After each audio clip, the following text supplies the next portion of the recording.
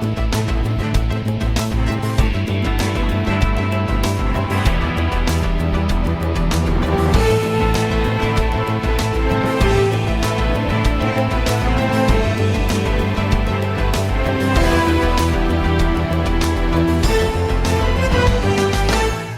is The Conservative Edge. I'm Dr. Joe Corey, your host. This show will give you an edge on the truth, and we deal with depth and substance on each and every issue. Today's issue is Venezuela, maybe better said, the tragedy of Venezuela. With us is Professor Steve Hanke. He's one of the leading experts in the world on Latin American economics and politics. He's particularly an expert on the situation in Venezuela. He, in fact, was a consultant to the Venezuelan government in 1995-1996. He's a professor of applied economics and co-director of the Institute for Applied Economics, Global Health, and the Study of Business Enterprise at the Johns Hopkins University in Baltimore. He's a senior fellow and director of the Troubled Currencies Project at the Cato Institute in Washington, D.C. Professor Hanke served as a state counselor to both the Republic of Lithuania and the Republic of Montenegro. He was also an advisor to the presidents of Bulgaria, Venezuela in 1995-1996, and Indonesia. He played an important role in establishing new currency regimes in Argentina, Estonia, Bulgaria, Bosnia-Herzegovina, Ecuador, Lithuania, and Montenegro. Professor Hanke has also held senior appointments in the governments of many other countries, including Albania, Kazakhstan, the United Arab Emirates, and Yugoslavia. In 1998, incredibly, he was named one of the 25 most influential people in the world by World Trade magazine. Ladies and gentlemen, we are very honored to have Professor Hanke with us, and we're going to start with an overview of the situation in Venezuela, give him some markers on the political economic situation, and then see what he has to say about solving the problems in Venezuela. Professor Hanke. Dr. Corey, great to be with you again. Thank you so much. We met in several conferences. We spoke about your system of foreign exchange mechanisms, and I end up believing in what you were saying quite a bit, and I wrote a paper about currency boards, as I'm sure you remember. So we're very happy here for you to talk about Venezuela. I know you set up the system of governments of exchange, the exchange system in Argentina, and you consulted at one time for the Venezuelan government, did you not? Yes, indeed. In 1995 and 1996, I was President Caldera's chief advisor, and at that time, even in 1995, President Caldera sensed that something really was fundamentally wrong with the exchange rate system and the fiscal discipline in Venezuela, and that's why he called me in. He agreed with my medicine. The only problem was he didn't have the votes to get it passed. It's too bad. Well, reviewing the little bit of the history of Venezuela, I would like to establish some kind of a markers, so to speak, both on the political side as well on the economic side. And the reason for that, it will give us a sense of how did we get to this mess we are in right now. It's a massive thing. I can't believe Venezuela is in so much trouble. And then we could talk about what you propose as a solution for this problem. Is that okay with you? That's excellent. Okay. Well, Venezuela is, as you know, and I know, I've been there a couple of times. It's a beautiful country. They call it the Bolivarian Republic of Venezuela. 350,000 square miles, 29 million people, tremendous natural resources, almost incredible natural resources. It is said that that country, Venezuela, out of 78 raw materials that will make for an industrial society, it has like 73 or 74 of them. So now the question here is, what went wrong? How could the country be so rich and go so wrong? I believe there are three critical factors that produce this kind of a result. The first one is oil. One would say that the discovery of oil was a blessing. In some respect it is, but in the case of Venezuela, it was also a curse. The second one which is very important, in my opinion, is bad governing. And whenever there is a problem, they just borrowed money and borrowed money and borrowed money, up to a point where, in fact, they were very much in debt. And at the same time, as they were borrowing money and as the price of oil was falling, they were distributing, so to speak, to the poor. And that distribution to the poor came up to a point right now, despite the distribution to the poor, right now, about the average Venezuelan has lost 10 kilograms because of malnutrition. However, let's talk about oil and the government for a moment, if I may. Oil, as you know, was discovered in 1880. The first president ruled for 27 years, indicating, in my opinion, that governing in that country is not really as democratic as one would think. Even Chavez got elected after he was in prison, got elected again, and in the interim he had to have a referendum on whatever he was doing in Venezuela. So the process of government in Venezuela, Steve, is a problem in of itself. So you get the oil prices are up, government is doing well. They're distributing money like crazy. Oil prices are down, they are in deep trouble. They either borrow money, devalue the currency, or both. I would like your opinion on that, and then I'll ask you more specific questions. I agree with you in your analysis that oil has fundamentally been a curse because they really think the government and the politicians, mainly it's the politicians, the politicians view oil as the goose that lays the golden eggs, and the politicians steal the money and give the money away. Two things going on. There's a huge amount of corruption.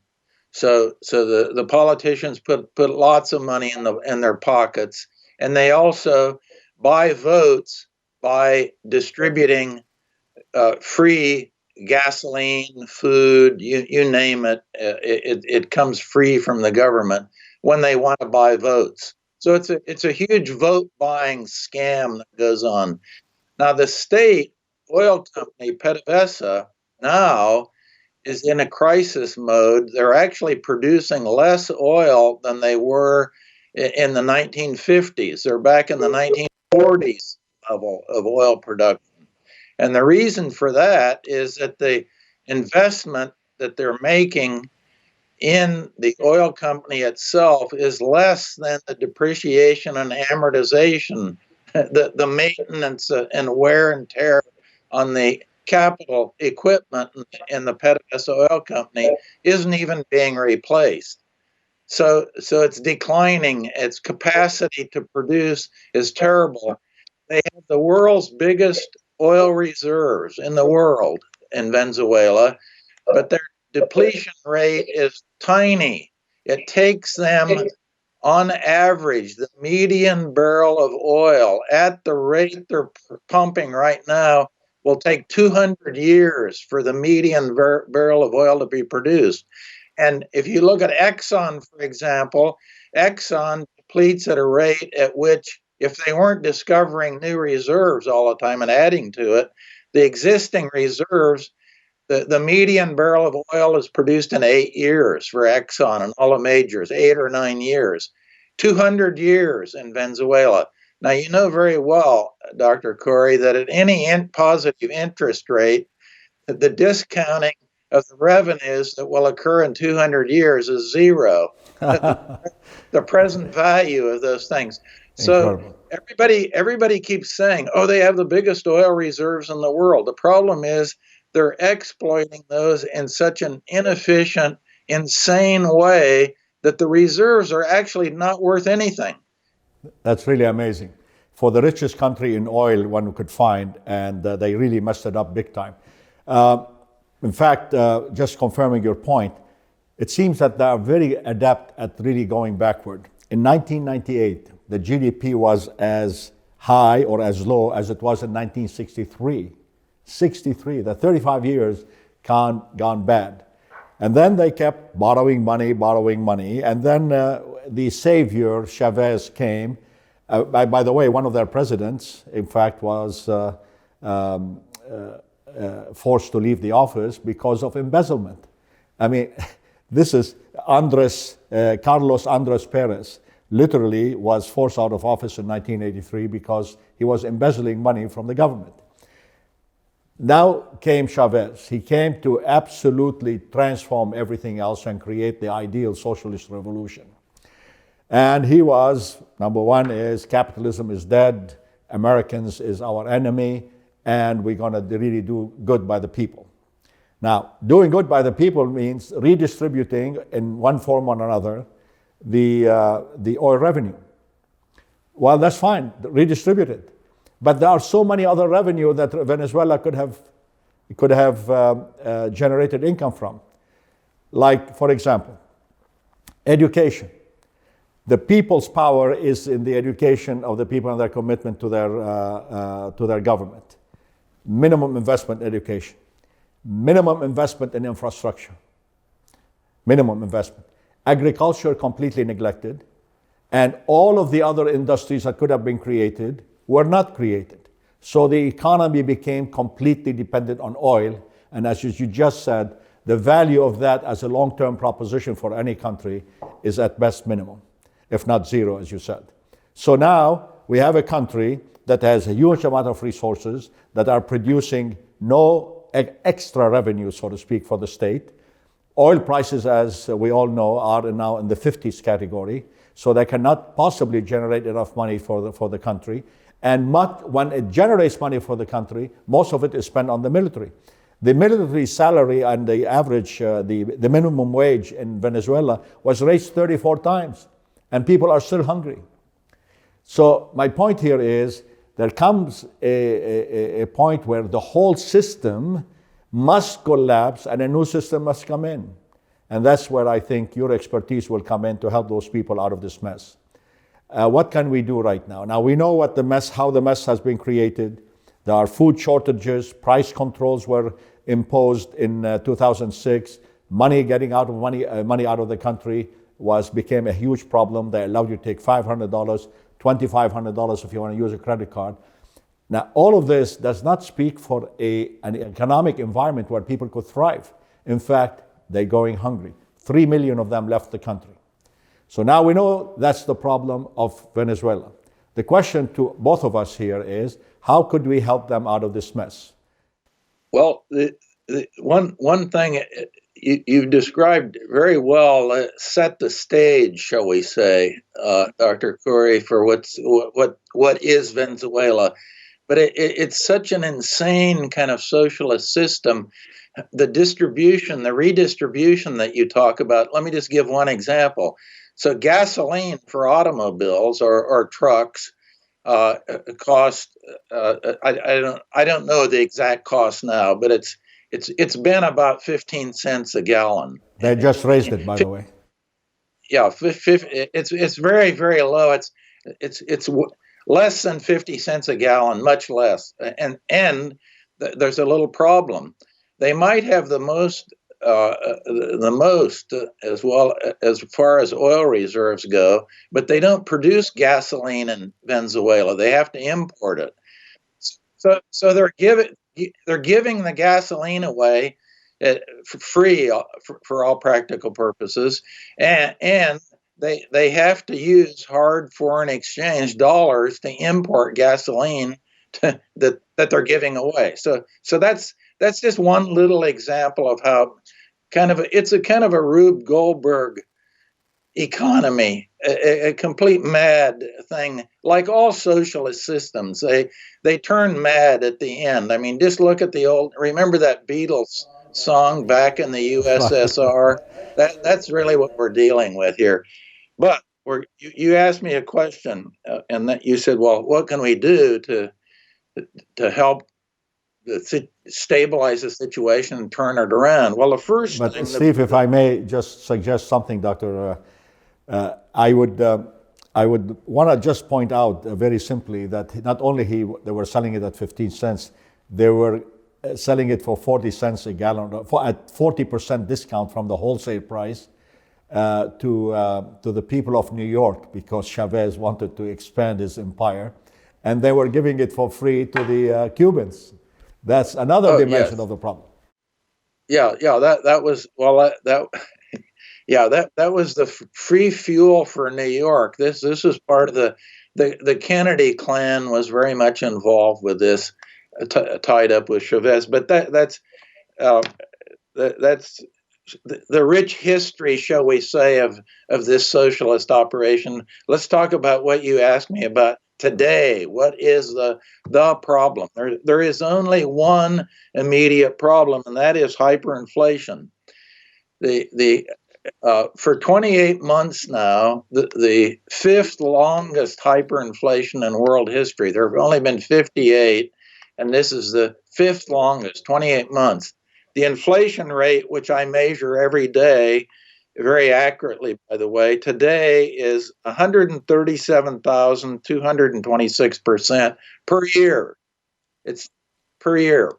So that is the number one problem. So any new government that comes must smash hyperinflation immediately to gain any credibility. If they don't control inflation on day one, they will lose credibility, and they won't be able to fix anything. They won't be able to fix a state-owned oil company. They won't be able to get rid of the subsidies. They won't be able to do anything. They will be toast in short order. So how do you smash a hyperinflation?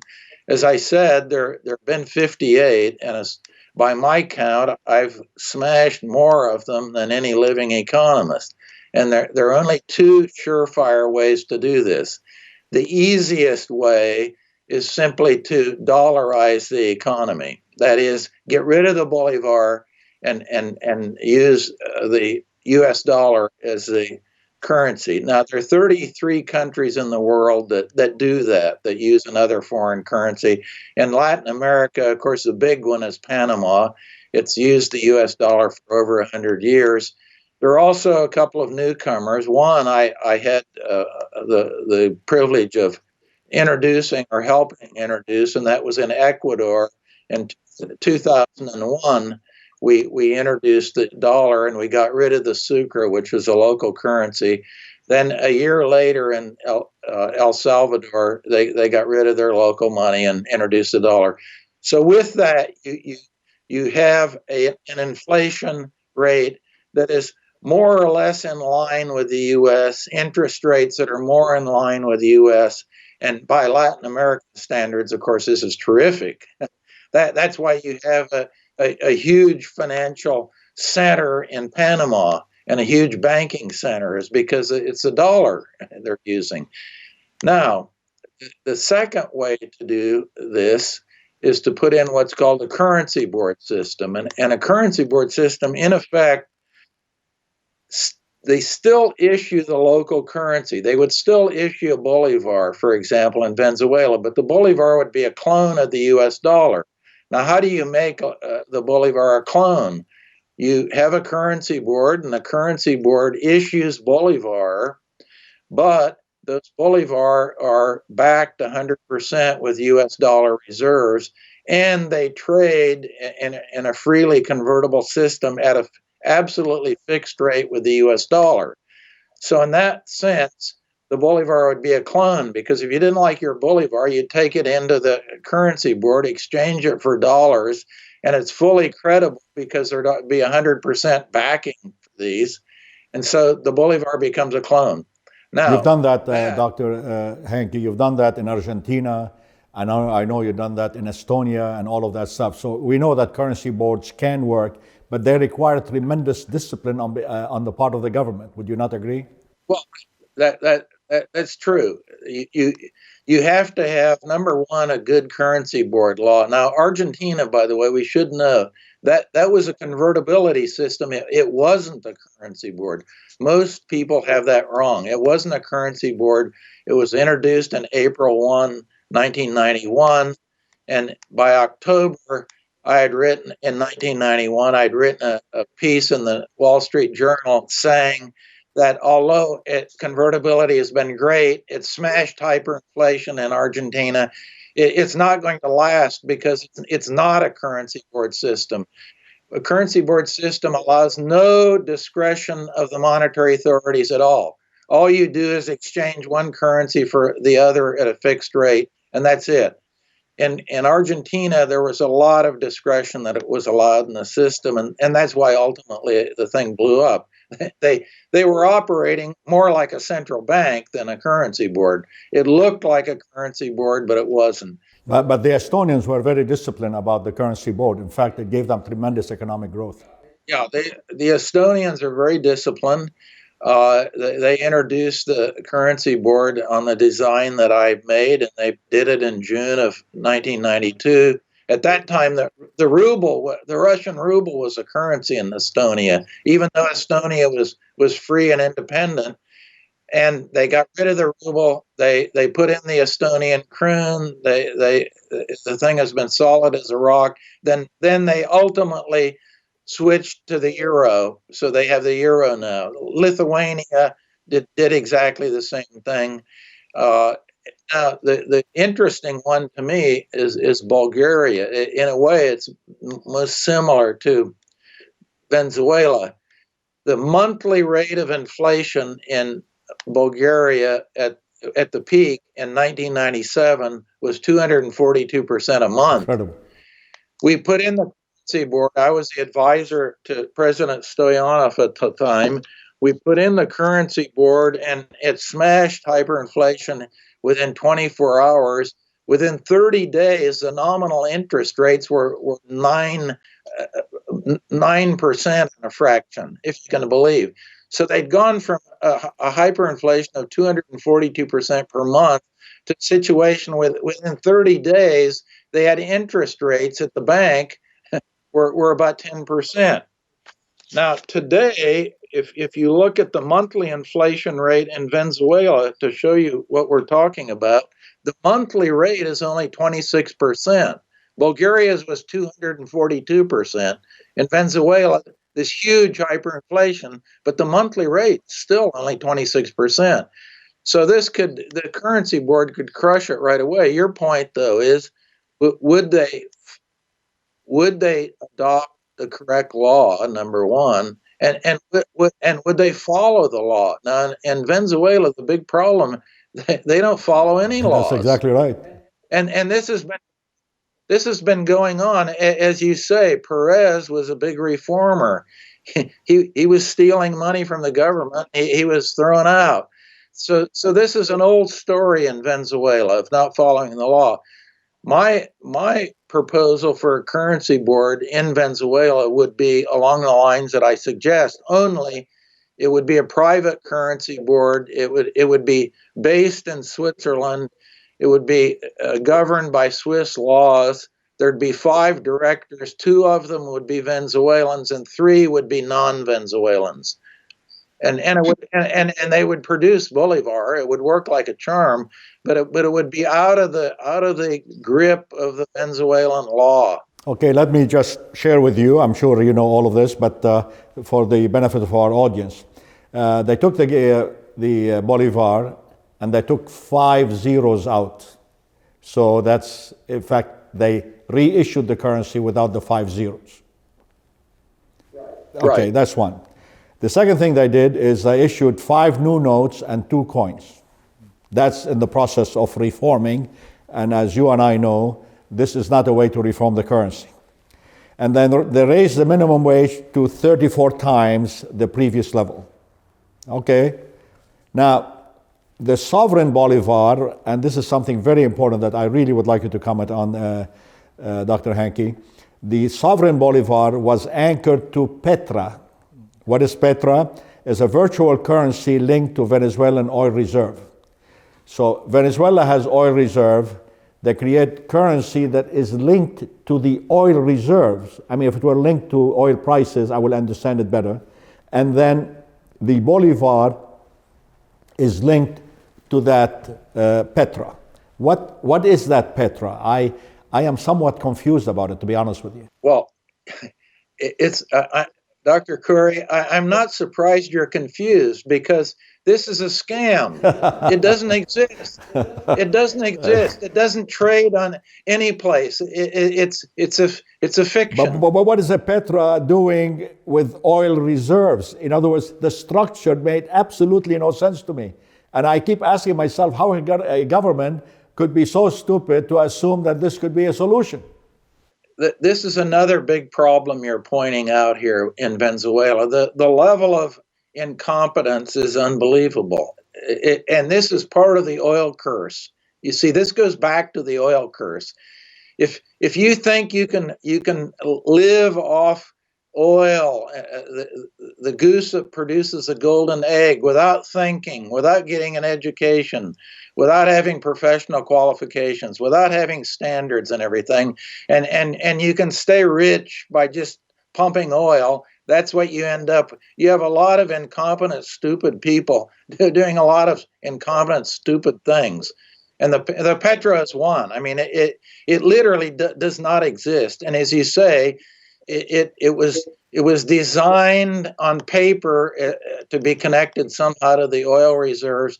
Then that paper, that white paper, that architecture was redrafted and redrafted and redrafted because everybody kept saying things like you're saying, that it doesn't make any sense. And now they did other things which even make it worse for the average person. They lowered the subsidies for fuel. And the poor people in there who cannot even find food, now they have to pay a higher price for fuel. And even worse yet, they increased the VAT tax from 4% to 16%. How do you rescue an economy from a disaster by increasing the taxes and just remodeling the currency? Well, the taxes are an interesting thing because to get at the hyperinflation, people say, well, how do you get at 137,000% per year inflation?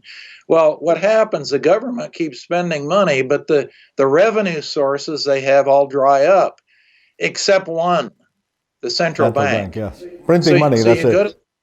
You just you turn on the printing press, and that finances a deficit.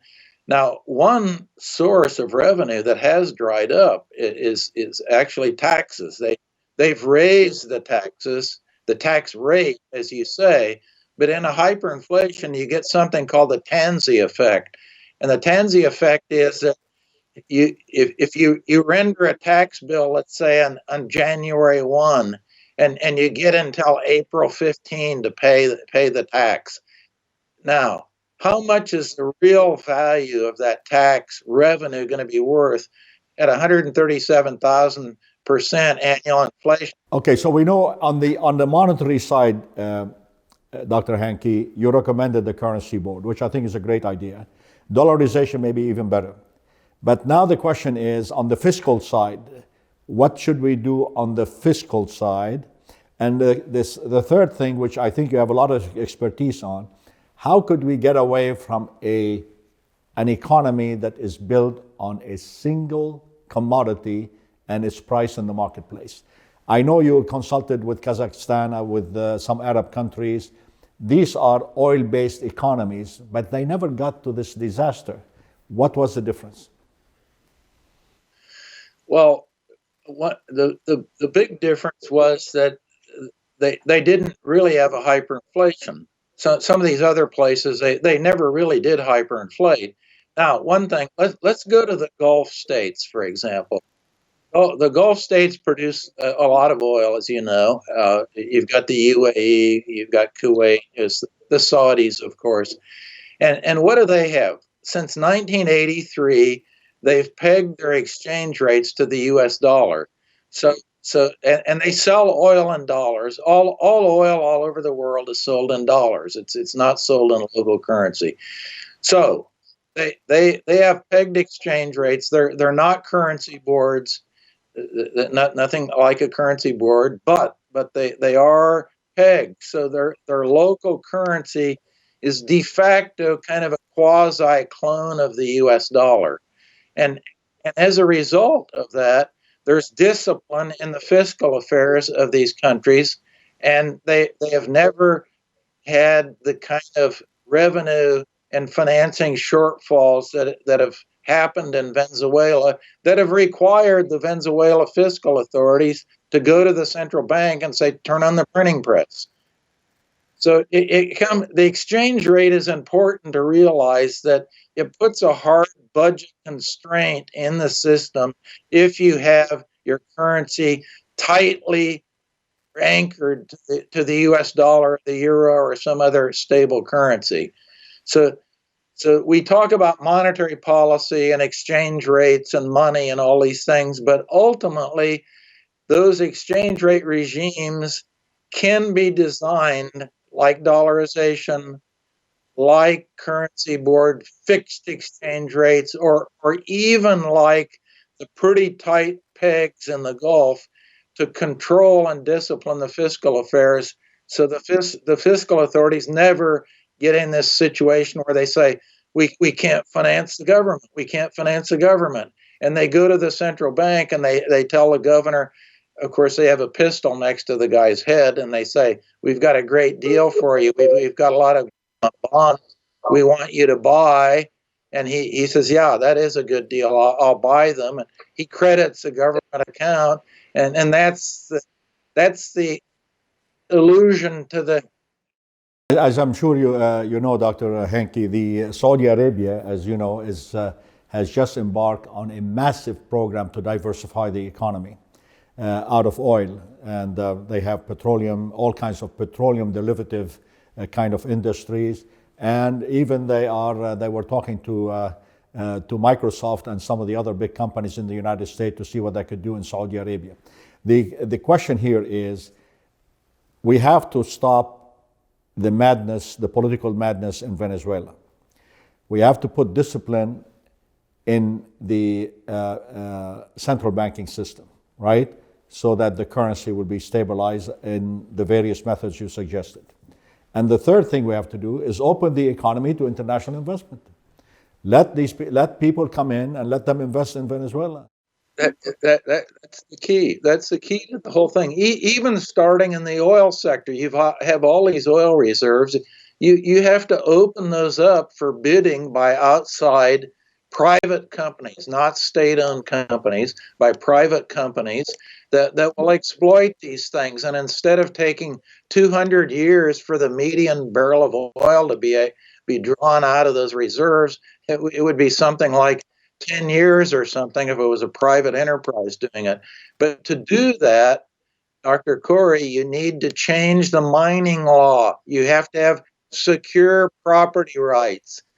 They have to adopt a mining law similar to the one that was introduced by the Chicago boys under Pinochet in Chile. That law was passed in 1980. It's one of the best mining laws in the world, protecting private property very well. And it has not had one word of that law ever changed since 1980. Oh, interesting. By the way, since the nationalization of the oil and the iron ore industry in Venezuela in the 1970s, this is where the problem really, I mean, when the government is in charge of the oil, then you could start distributing and giving free oil or some subsidized oil to everybody. But the nationalization, in my opinion, marked a very bad day for Venezuela, and then it kept cascading all the way down until today. Bad government, bad resource usage, and definitely a bad monetary policy produced this disaster. Would that be a good summary for the situation? Yes, it would. It would. Dr. Henke, I'm so honored to have you here as a guest. I'm sorry our time is up, but hopefully we'll get a chance to talk to you again. Thank you. Great to be with you. Thank you for having me. It's my pleasure. Thank you. This is The Conservative Edge. I'm Dr. Joe Cooley.